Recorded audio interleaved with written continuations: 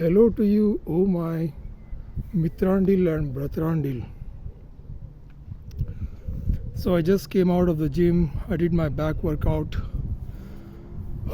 It was a very heavy workout. And before my back workout, I did a 1 mile run, and I did it very fast today in about 7 minutes and 8 seconds. I don't know if it's really accurate or not, because today the units were in miles per hour. So I ran at 8 miles per hour and I did 1 mile in 7 minutes 8 seconds.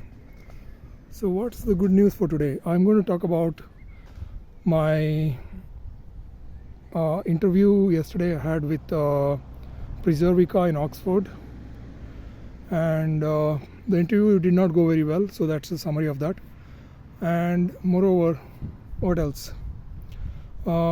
Some more information about maybe the video gaming company, the casino gaming company that I had the final interview with, and also a little more information about my work, and also a new opportunity, a new interview invitation has come, which will have it's only the first round. So it's a company called Sekera, and it's a biomedical kind of company, biotech company with software requirements. So a new potential opportunity in a biotech company as a software engineer. So I think that's also in Spain. I don't know exactly the details of the job. When I looked up in the company website, it said it's based in Spain. So I don't know exact details, but the guy who sent me an email is a Spanish guy. So that's the fourth topic I'm going to talk about today.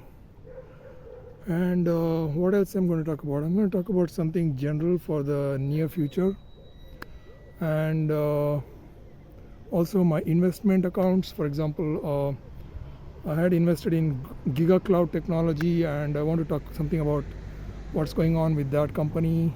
Giga Cloud Technology is a new company which I had invested in, and I want to talk about that. I did some research. I was very scared about it. Okay, first of all,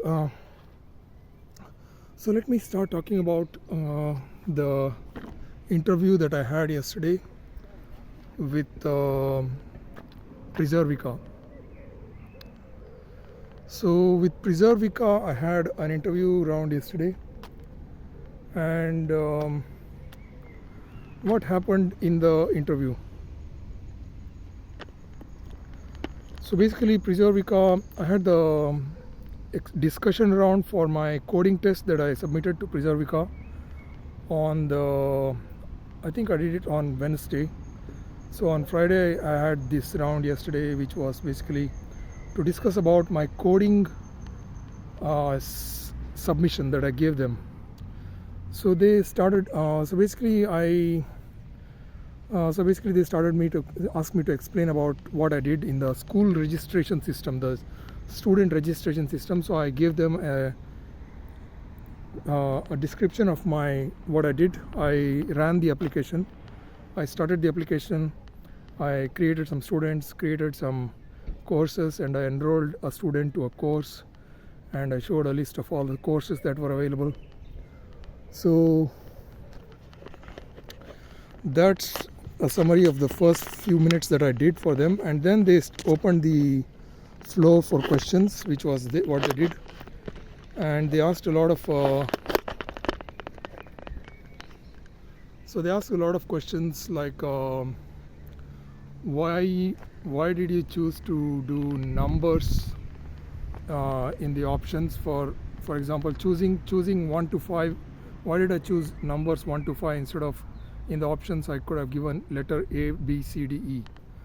So I said, I think that was right what they asked, because it's easier to convert a string to an option, because what I was doing was I was taking the string input as a number, then I was converting it into an integer, and so that was a mistake that I did. Of course, it's not a mistake, but I do prefer in a terminal application, I just like to have choices as numbers. For example, let's say you're playing a game. What do you want your choices to be? A, B, C, D, E, or 1, 2, 3, 4, 5? I think I prefer 1, 2, 3, 4, 5. So I said it's just my preference. It's nothing. It's yeah, if you say it's letters, then yeah, it's a better option because I don't have to convert it to a number. Then also I had to explain, then they asked me to explain my code as well. So I explained what I was doing in the code, and they asked me how can you improve this code. For example, you've got a lot of repetitions in your code. Why don't you use inheritance? For example, have a superclass and have all the methods which can be inherited from the superclass, and then instead of creating yeah, so I said yeah, that's a good idea, I could do that. So when he asked me how you could change that, I said I could create a utility class instead of yeah, I could create a utility class with a static method to create all these options. And yeah, so he said instead of that you could also create inheritance based methods, which so if you have a superclass with all these methods, you can have you can inherit from the superclass. And so I said yes, yeah. There was a young guy, and there was a senior software engineer or a lead engineer. So the lead engineer was obviously the more kinder person, but the young guy was obviously trying to pick a lot of mistakes that I have done. It was a 3-hour interviews. It was a 3-hour coding problem. So I had obviously had many mistakes. For example, I could add duplicates to the duplicate students. For example, if I add the same student twice, it would still take that. So I said, oh yeah, I didn't notice that. And yeah, so I said, yeah, that's a mistake. I had very less time, so I didn't add that. And so he said, how can I improve that? And I said I would convert it from a list to a set, so it will only keep the unique students, and it will not allow extra students to be added if they are the same object. And yeah, so that's.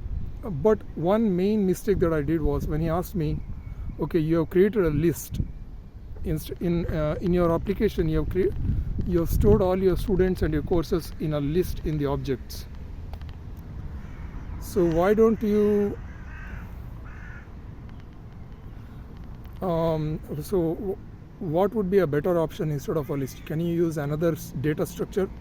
And I thought, okay, why don't you, okay, maybe I can use arrays or something. But one big mistake that I did was I could have easily said, I could have created a map. A map is the fastest way to store data and the fastest way to retrieve data. If I say, let's say if there are millions of students, you want to put that in the application, then the fastest way to use that would be a map. So that was an important lesson that I learned yesterday because of the coding exercise. And I think because of that, I will be probably losing that job, because when he asked that question, I didn't give him the answer, because that was a simple and a very clever answer if I had given that answer. Because he said what kind of data structure he could have used instead of a list, any other option. And I said arrays or yeah, so I didn't even say map, because the original solution that I got from ChatGPT was actually a map, and I could have easily used I could have easily told him that it was a map. It could have used a map, and I was basically had a mental block or something, so I didn't really tell him that it's a map. And yeah, it was a very big costly mistake, because I think his impression of me is now pretty bad, because having been working in Java for almost 5 years, if I can't reply that simple question, that would be pretty stupid. Because in a hash map, you can easily find by, let's say, the key any value. So the big O number, that is the complexity, is just O1. The big O number is O1, which is basically very efficient. You just look up that key and it's like a bookmark. It's like indexed. A hash map is like an indexed book. So you can look at the indexes in the book and just pick up the page that you want and just look at. You don't have to go through each and every page and check the number of the book. So simple like that. So if you have an indexed book where every page number is given on the side, you can easily pick the page number and go straight to where you want. So a map is something like that, a hash map. So I could have easily told him that it's a map. So you can look up the ID of the student, immediately pick it up in no time at all. So it's just looking up all the indexes at once. So that was a simple question that I missed. And then what else? I could have said probably I could have given other answers as well apart from map, but yeah. Another question they asked me was, let's say you have a very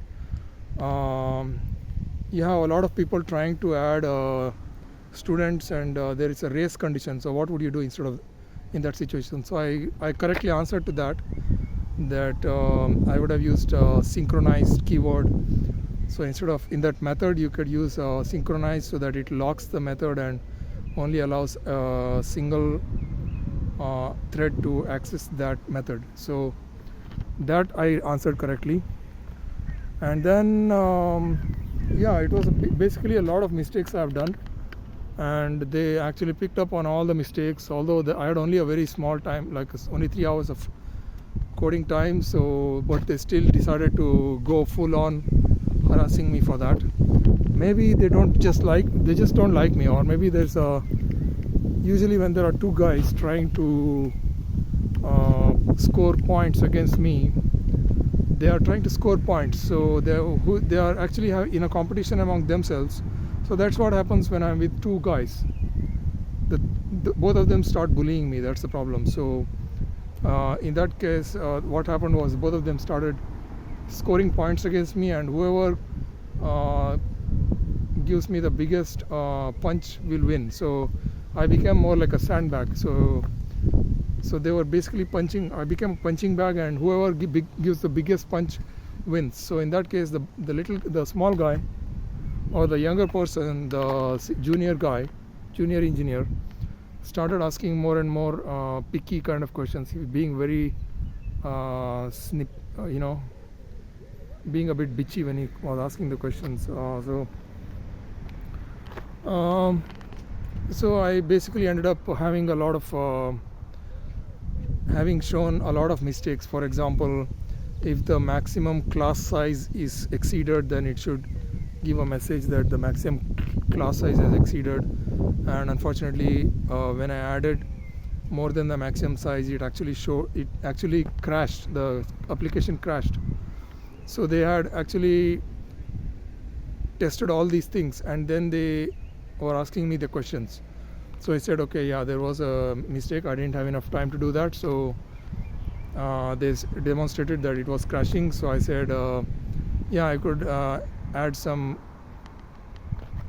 condition where if the maximum class size has exceeded or things like that, then you should deal with that situation, add some code to fix that.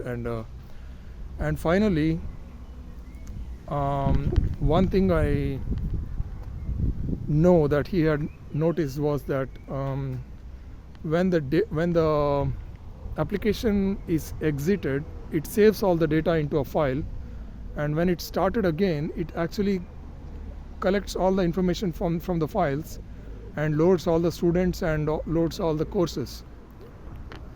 But what I did was I loaded all the data, but instead of putting that in the list, like what I did was I was taking the list, get all students, and then put all the loaded data into that list. So it doesn't work like that. So you have to take so I fixed that mistake just before the interview. So they had noticed that I had fixed that mistake just before the interview. So I asked him, so in the end he said, do you have any questions? So I said, so yeah, what is the next step after this step of interview? And it was kind of an abrupt thing that I said, which was not really good, because after almost 45 minutes of grilling, I just immediately jumped onto saying what is the next step, which was basically showing that I was a bit keen, and I thought I had already won the round or something, or yeah. But the senior guy was a bit angry with me or something. Maybe he had lost in the punching fight between the junior and himself. So he wanted to show that he had the upper hand. So he said just before. So I asked him another question, basically. So do you have any other things about what I've done in the coding? You can please let me know. And he actually said, okay, when I checked, the students were not loading. So how is it working now? And I said, yeah, actually, I just before this interview, I checked that it was not loading properly. So I had made a mistake, and I explained to him that I had made a mistake where I had taken, I had get all students and put all the students into that list. It doesn't work. So I said, I have to use the add student method, and one by one I have to add all the students in a for loop. So that's what I did. And so I explained to him that this is what I'm going to do. So that's what I did. And so he actually laughed at me and said, oh yeah, so you are adding to that list which just creates a copy, so it will not work. And so he laughed at me. So then I said, yeah. So then he asked me, do you have any further questions? And I said, no, I don't have any further questions. And so they said, yeah, so thank you, and we'll let you know soon what happens. So they are going to let me know on Monday. Maybe, I think, if I actually pass through this round, there will be another round where is an HR round. The HR round is more like a very easygoing round, maybe like a cultural fit and things like that. But I think I have more of a chance in the HR round because it's going to be done by an Indian woman. I think her name is Sangeeta or something. So yeah, so if I go to the HR round, I think I have more of a chance, because usually I do better when there are women in the interviews, because the men usually get into a intelligence battle, or like people don't like, people maybe think I'm arrogant, or I think I'm too smart or something. So if it's two guys versus me, then I'll lose. If it's one woman and one guy and me, maybe I have a chance, because the guy will not like me, but the woman will probably try to like me, because will try to get me in, because usually when the guy is having aggression against me, the woman will actually try to save me. So it's something like that. It's just something I have noticed in my life, is that I fare well with women because they are kinder to me, or yeah, I don't know, it's just something I've noticed. Usually I have got many jobs when the interviewers were women, and yeah, I've noticed that there's a better vibe. I vibe well with a female interviewer, and I don't vibe very well with where men are. Usually if there are multiple men, if it's a one man, then maybe I have a chance. Man to man, I have one man to one man, I have a better chance. But if there are multiple men, then it becomes like a pack of wild dogs, like a pack of feral dogs, and they're all trying to bite me or something. So it's like so that's the problem with a pack of men. Usually men are not, I don't know how to impress a bunch of men. It's like I need to learn how to be a man's man. Maybe if Donald Trump goes on an interview with 5 men, maybe he will win in that case, because you have to have a big mustache, or you have to act like you are a big man with who does all the hunting and does all the you have to impress them beyond like normal expectations. You have to go above and beyond everyone's expectations and prove to them that you are a man's man. Like you have to, okay, yes, I have a big car, I have a big mustache, I smoke cigars, and I drink whiskey every day and things like that. So it's like you have to prove to them that you are a man's man. Let's say I go, yeah, or you have to show them, yeah, you have big muscles or something like that. That's just my theory. I don't know exactly how you can impress a bunch of men in an interview. Sometimes it might work, sometimes, but yeah, if I look back now, let's say I worked in University of Liverpool. There was a female interviewer. University of Liverpool, it was one female interviewer, and that was a Russian lady. And University of let's say Warwick, that was again two men, but one was an Englishman and one was an Indian man, and the Indian man was my boss. So I don't know how I got it, but I got it somehow because I was very, very humble, and I was kind of being very much like buttering him. I used to call him sir in the interview, so I used the word sir a lot, sir. But when you come to England, nobody uses that word sir in an office. You call people by name, and so he said in the interview, call me by my name. So, and if I again look back at let's say my second job in Cambridge, again it was a female interviewer, and it was my boss. She was the only interviewer, and I went for an interview with her, and I did a presentation, and she gave me the job.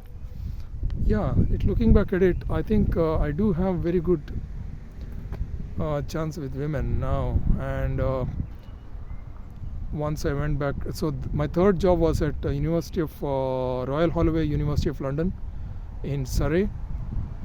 There it was a male and his wife. So basically a man who was my manager, and his wife who was also the secretary of a professor. So they both conducted the interview for the professor. So a man and his wife. So in that case, again I won the interview, because I can see the pattern now. I need at least one woman in the interview so that I can go anywhere in this world. So based on that criteria, I think I have probably a good chance of getting the job in Reading, because she was talking very much like I had already got the job. It was more like oh, you will be learning this, you will be learning that. For a few months you will be going through training, and and what are the career progressions. I asked her what is the career progression in this company, and he said you can become a senior software engineer, then a principal, and then all those engineers positions. I think in that, if I look back at it now, I think I probably have got the job. I have probably landed the job in Reading. And based on my previous patterns of having interviews, my interview with this job in Reading is probably 100% win, because the first round was a Russian woman. The second round there was an Indian woman who has the same surname as me. The third round is again an Indian woman. Yesterday I had so I am Indian, so Indian versus Indian, it works well, and if it's a woman it works even better. So 3 rounds, all the 3 rounds there was a woman. That's why I think I have a very good chance of getting the job. And with the Oxford job, I have one more final round with a woman who is basically an Indian woman. So if I pass through this round, I might get the job. But these 2 guys yesterday have probably are not going to let me in, because based on the patterns and based on their reactions to my coding interview, I would say they are not in a mood to give me the job actually. And they think that I'm kind of some kind of immigrant who is cheating them, or the way they were scrutinizing my coding test, it was almost like I had done something like I was trying to steal their property or something like that. So there was kind of bad vibe yesterday in the interview. So based on my past experiences, now that I think about it, after all this brainstorming, now I think that I have definitely got the job in Reading, and I have probably not got the job with Oxford because of yesterday's 2 men versus me. So that will always end up in a punching competition. I will become more like a piñata, and these guys are going to just beat me with a stick until all my insides blow up. Okay, so that's done with my interviews. I think this kind of brainstorming by myself has helped me to analyze the situation. And the Russian lady in the first round was very kind to me. She helped me get a parking space in Reading. I do have a good connection with Russians for some reason. Russian women, generally Eastern European women, have a better helping attitude for me. I don't know why. Maybe it's just that women are generally caring and kind, so they try to be like your mother or something. So, can you see the helicopter?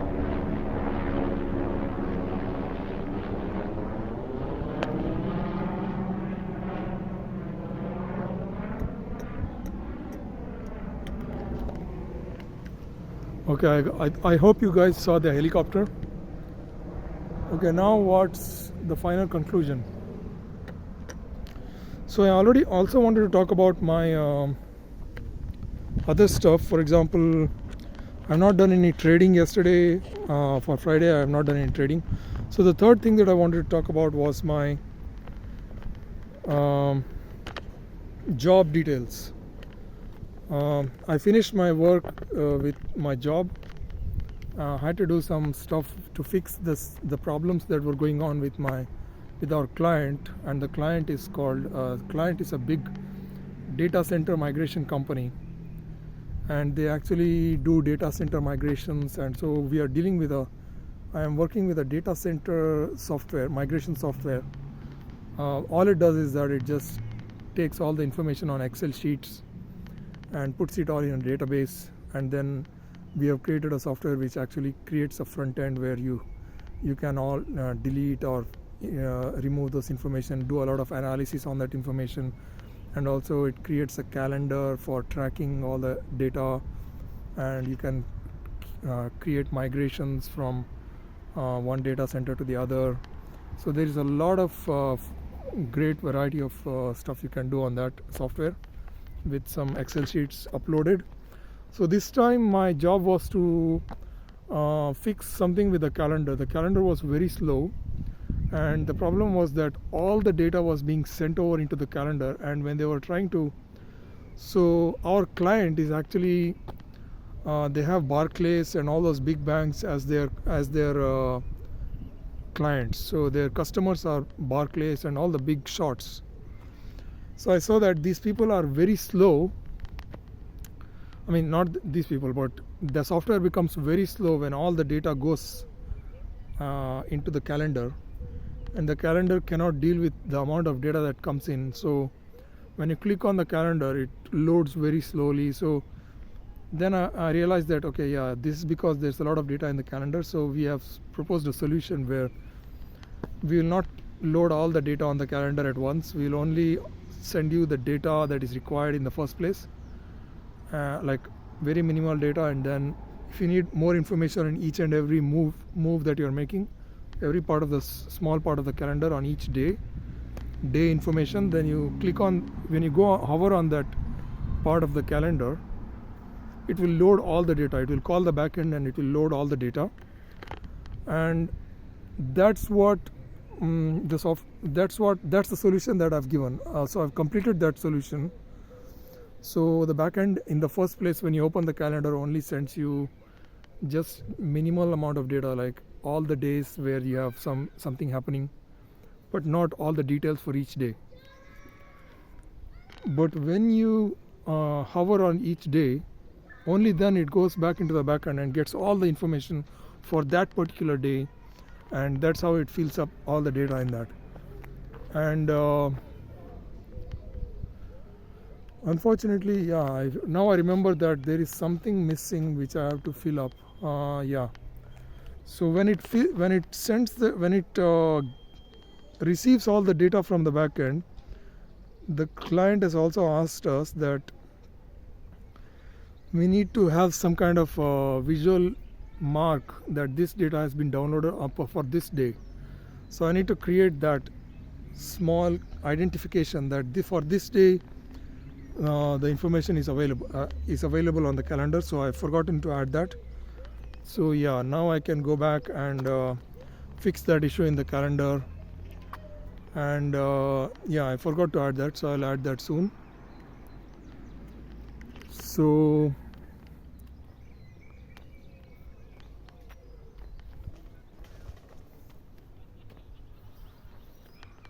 once I have that, yeah, basically it will take me maybe one more day, and next week I can say that my work is finished. And there was some problem with my previous work, which the client said that the application was not starting at all. It had some migration problems, like in the database there are some SQL files, and those SQL files were giving some kind of error message that this file is not being found, or no migration is happening. So we are trying to fix that issue still, and once that issue is fixed, this new calendar fix will also have to be released to them, and then they will have to add that into their software. So once that is done, we have to, yeah, once that is done, I'll probably have like 10 or 20 more days, and then I can ask them what can I do in that time. I have to think about what I should do in the next 10 to 20 days, because I'll obviously be planning to move. Maybe I'll have to start looking for jobs in Reading or something, because not jobs, houses. So my main issue now is that I have to give a notice to my landlord that I will be moving out by the next month. So it will be 20th of so if I give them a notice on, let's say, 25th, it means I'll have at least 15 days of nothing to do. And in that time probably I will do some trading at home. So I can do the trading in Sabio Trade, and I can learn how to do trading. But I find that I am losing my time. I have no money. I mean, I'm not making any money in that time. So hopefully I should be able to learn some more trading, and I will spend that time in learning some stuff in trading, and make some money with trading if possible. I will at least pass the challenge in Sabio Trade.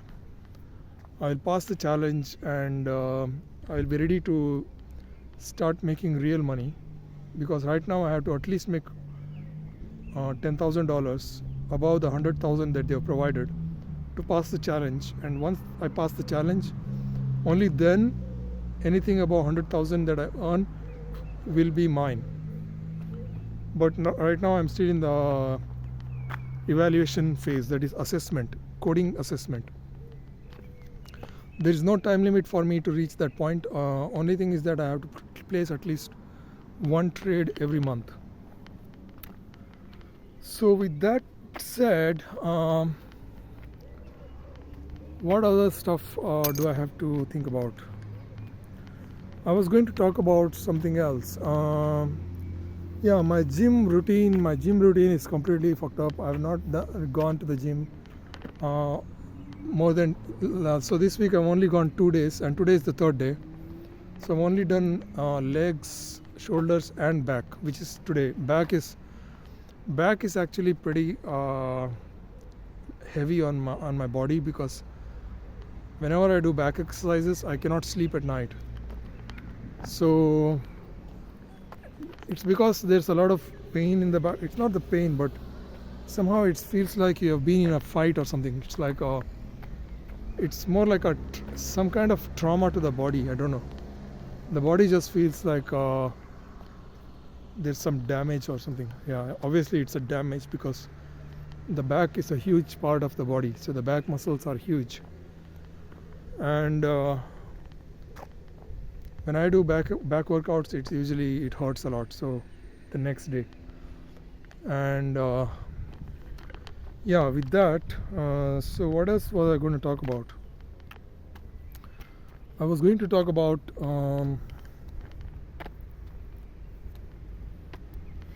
another job that has come up, another interview for a company called Sekera. I just briefly went through the company's website, and it was a biotech related company, but they need software engineers, and as far as I see, it's a job in Spain. So if it's a job in Spain, I will be happy to go to Spain. I have no problem with that.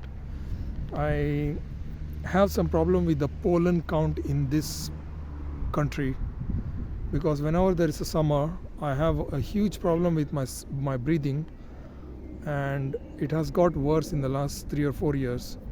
I couldn't really identify what was the issue, and now I know that it's actually the grass pollen. There's 3 kinds of pollen, and one is grass, one is tree, and one is ragweed. And these days the grass pollen is very high, and because of that I can't even sleep in the night. For a whole week I had hay fever, and for a whole week I've not even been able to fall asleep in the night, because the pollen actually fills up my lungs, and my lungs have some kind of fluid in them because of the pollen, and because of that I can't sleep, because when your lungs are filled up with some kind of inflammatory fluid, you feel like staying awake, because it kind of makes you, it doesn't let you sleep, it just makes you wide awake suddenly. You can feel that. So that fluid, because in the first year that I had that, maybe 2019 or something, I realized that I kept my windows open during the summer in Manchester, and I could not sleep for an entire month or something. Like the whole night I was not able to sleep. I couldn't find out what the issue was, and I had to keep my windows open or something, because there was no, I don't know exactly what happened. I could not sleep for the whole night, and so I was sleeping in the daytime, because for some reason I was able to sleep in the daytime but not at night. And then I had to go to the hospital in NHS to find out exactly what the issue was, and they didn't even explain to me what the problem was. The doctors were just trying to be, I don't know, they never explain anything about these things. They don't tell you what's the problem. The doctor just touched my back and tried to look at my heartbeat, and she just said, you have nothing. She just gave me some steroids or something, like some tablets as a prescription, and some inhaler. So I started taking the inhaler for asthma, and it was just like I did that for about a year or so, and in the summertime I realized that I needed to take that more.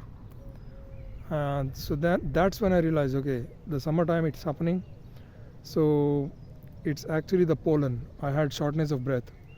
I don't know exactly what the issue was. I thought I was kind of getting old, and maybe it was an old age issue. No, it's not an old age issue. Now I realize that it can be fixed. So that's why now I'm taking another medication from NHS, which is basically a powder inhaler, which is a steroid called budesonide. You take it, you breathe it, and it goes as a powder straight into your lungs twice a day, and it keeps you prepared for those kind of pollen issues for the entire year. You have to take it for the entire year, and it completely reduces your inflammation.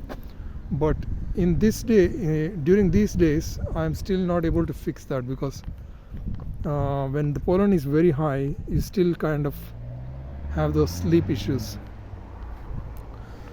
So, and when it starts to hit really high, like the hay fever season, like I had to take a whole week off from the gym.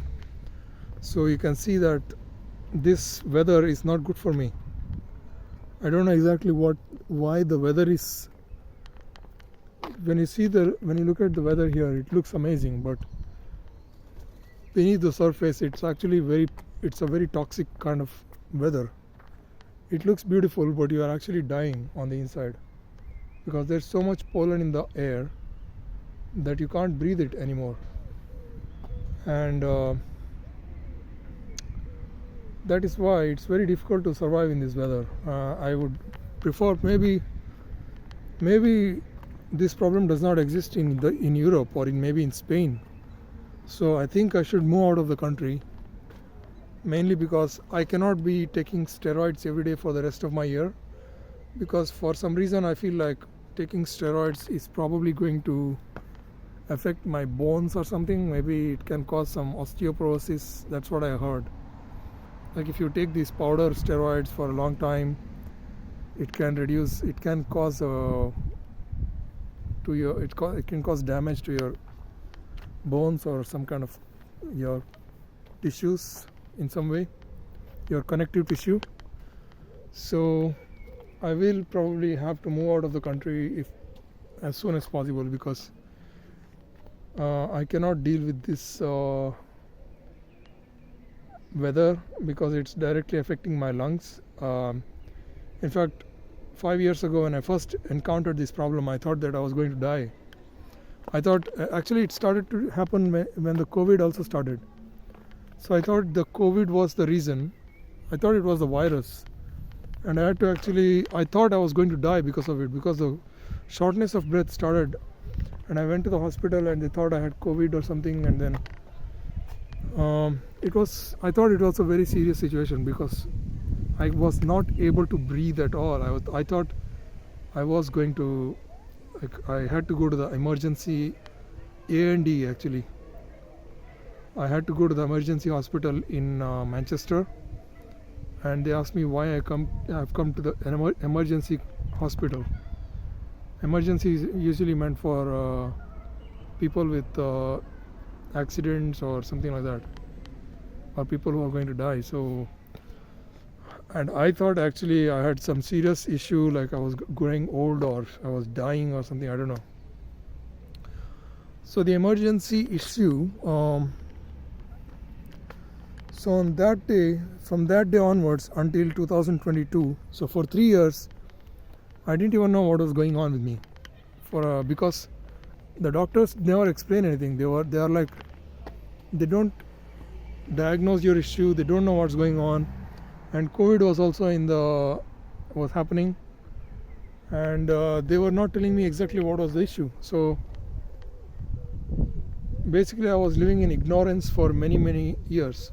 So I just only realized this problem maybe last year, and only then I started to take inhalers. And when I started to take more and more inhalers, they actually prescribed me this powder inhaler. And the powder inhaler actually is much better, but I cannot afford to be taking steroids for the rest of my life, and for that reason I need to get out of the country because I can't take off 10 years from my life, because I've been dependent on steroids, and this country is not that great that I can actually give up 10 years of my life. I would rather live 10 years extra of my life in North Korea than die 10 years early in a rich country. That's what I'm saying. I know there's a lot of money. I mean, this country is rich. This country is developed. This country has all the best standards of living. Like all the European countries have high standards of living, and although this country is not very high rating in terms of happiness and standards of living when you compare all the other countries in Europe, like Germany or the Scandinavian countries have a higher standard of living. So I'm thinking that if I want to live in Europe, I would rather prefer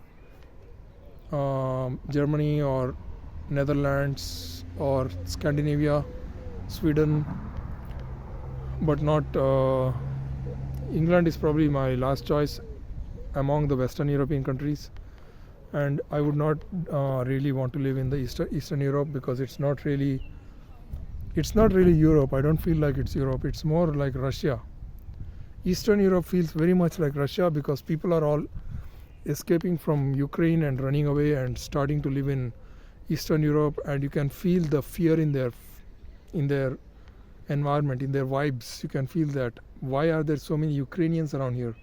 And they are all acting like they just escaped from like North Korea or something. It feels like they have escaped from prison or something. So, and you can feel that there's a lot of people who are trying to jump across the other part of the Europe into this part. So there's a huge rush of people towards coming from Ukraine, and people trying to come out of Russia towards Europe. And you can't feel that here in Western Europe, but there's a huge rat race going on there. The people are just struggling very hard to come out of Eastern Europe. Not just migrants, not just Middle Eastern immigrants. Middle Eastern immigrants, they are almost like they are ready to sacrifice their lives in the sea, to die in the sea, to come here. So they are almost on the level of suicide bombers or terrorists. But what I'm talking about is the normal people of Eastern Europe. They are acting like desperate, poor people. So that you won't be feeling, you don't feel very good when you go to Eastern Europe, when you see all these people like Ukrainians. They are acting like you don't feel happy there, living there, because there's no money there and everyone is trying to make a living and nobody has money. And the currency that you make, the currency of those countries is almost like 1/10 the value of the British currency. So, and yeah, it's pretty bad. Actually, yeah, I've lived a little, maybe 2 or 3 months in Prague, and I saw that it's pretty much like it's not a third world country, but it's something in between, like a first world and third world. So it's something like in between. So it's maybe a second world. It feels almost like a poor country. Not, everything looks European, but the way the people behave, the brains of the people, is almost like a third world mentality. And of course, the third world, if you go to the third world mentality is third world, but everything looks third world as well. Like the houses and everything, they all look shit. The food is shit. Yeah, people are dying on the streets, and yeah, that's the third world. But in Eastern Europe, everything looks beautiful, but the people have the third world mentality. So from the people's vibes, you can see that it's not really, something is very wrong in those countries. And the Ukrainians are having a very bad time, and they are all trying to jump out of their countries into Eastern Europe. So that's the main problem with and I saw that problem almost 5 years ago. I knew that there was something wrong there. That's why when I went for a job in Czech Republic about 5 years ago, after 2 months I came back, and I came back to UK, because first of all the salary was very bad, and people were much more bitchy, and there's a lot more gaslighting going on. They're all smiley, but there's something really wrong going on with them. And people try very hard. People are very hardworking, and people have that violence inside them. There's a lot of violence inside their heads. They might even want to kill or something like that. So that's the third world mentality. People are thinking about killing each other, like, or trying to somehow do it at a physical level. But here, maybe in the first world, it's more like oh, I'm going to destroy you, but it's more like in a legal way. Like, for example, I'm going to sue you, or I'm going to use the law to make your life difficult, or something like that. Or or maybe I'm going to use my power against you in an indirect way, like sanctions, or maybe calling you, or maybe bad mouthing you. Or it's an indirect way in the West or in the first world countries. People will not attempt to physically harm you, but they will harm you in mentally, or gaslighting you in a very mental form, like harassing you in the psychologically. But in the third world, it's more physical harassment as well as psychological harassment. And the psychological harassment is a very low level in the third world.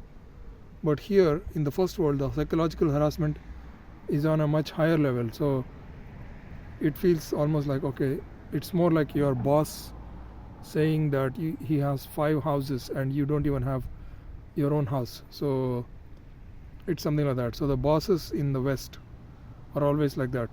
They are always bragging about their wives, their children, their Teslas, and all those things.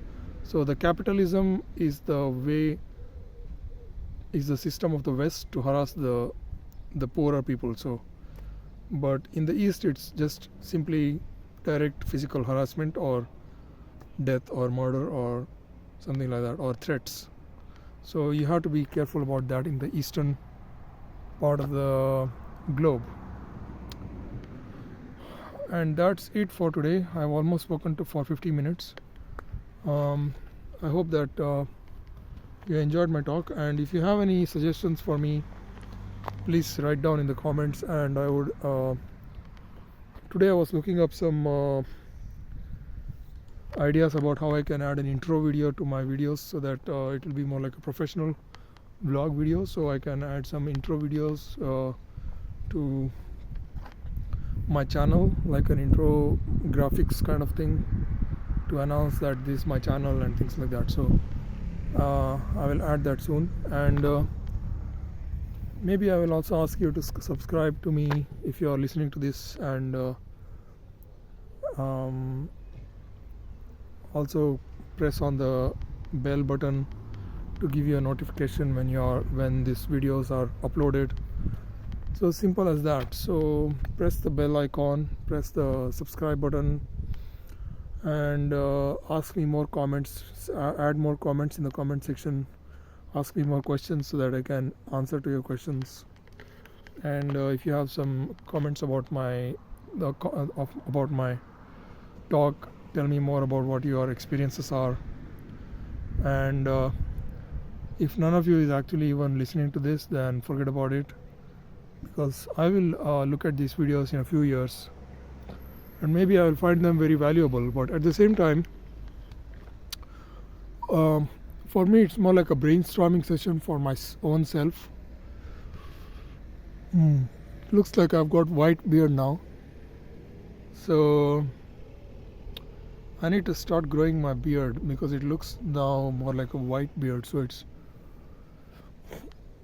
that's what you call a silver fox.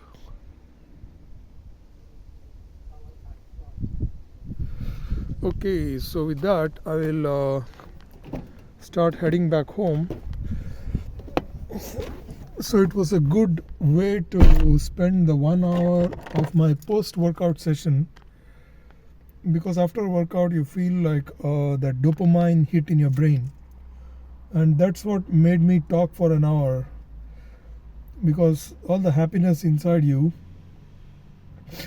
because of the dopamine hit, you need an outlet for that, and that's what I'm doing in my videos, because otherwise you just go home and you feel good and nothing is happening, and you just have a nice shower and you feel good about it. But today what I've done is that I've used that dopamine rise to talk about some things in my life. So what else was I going to talk about today? I covered almost all the topics. So first topic, so the summary is that I might get the job in Reading, I might not get the job in Oxford. I've got one more job interview call for the first round with Sakura. I've got another my work job is going well. I almost finished the job, but I remembered that I have to add something to my work, and I'll be doing that on Monday. What else is up in the news? Okay, and I still haven't completed my Rust tutorial. I think I've got 3 more hours to finish. I've finished 10 hours of the 14 hour tutorial. I think, yeah, 13 hour tutorial. Yeah, I still got 3 more hours to study Rust, and I'm actually doing some work on my Python application, which is the zodiac recognition application, which I'm building, which helps you to recognize the face, your zodiac sign, just from your face. So I have some good results from that, and I just need to find a way to find the perfect solution to the thing now. I need to do that. I need to be very consistent to get almost 10 out of 10 answers correct, and I'm going through that one by one, and I've developed a software for that. uh, if that works, I will make it into an application and maybe upload it somewhere and put it on my CV or something. And maybe I'll learn some Rust this weekend, Rust programming, and then finish the Rust course. And what else is going on? I'm also learning languages every day, but not so much these days. I'm doing maybe 1 or 2 small lessons in Russian or French. That's the main thing that I'm focusing on. All the other languages I'm not doing so much, like Arabic or Hebrew. And there's so many languages to learn, and I haven't got much time. So many things to do in my life, but I have no time for it. Yeah.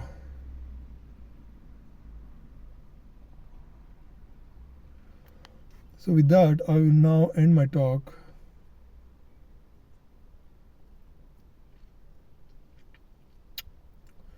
So my request for you is, if you have gone through this whole video, if you have been to this point, definitely leave a comment on what you think about this video. Just leave your comment.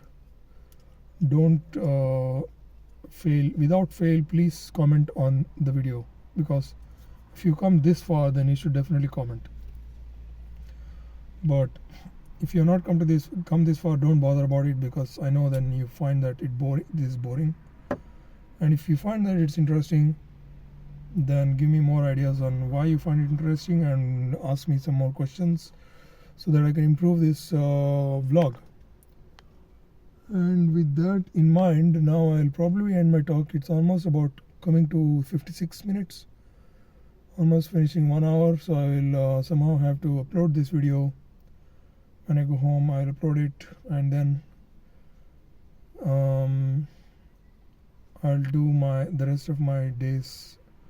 So will I come to the gym tomorrow?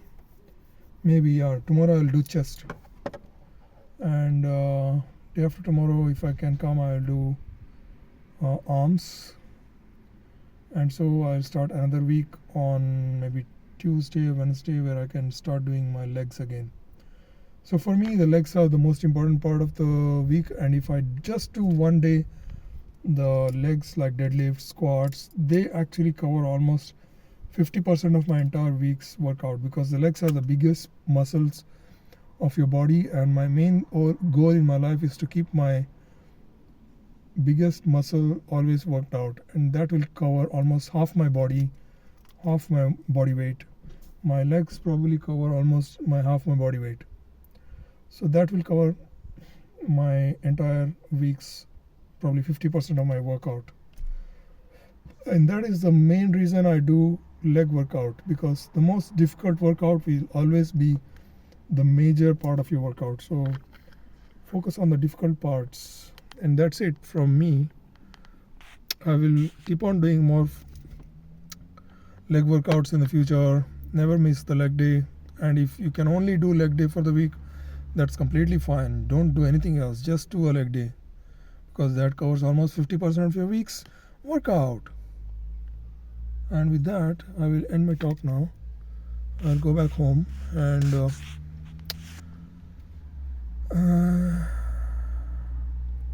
just think about what I can do next.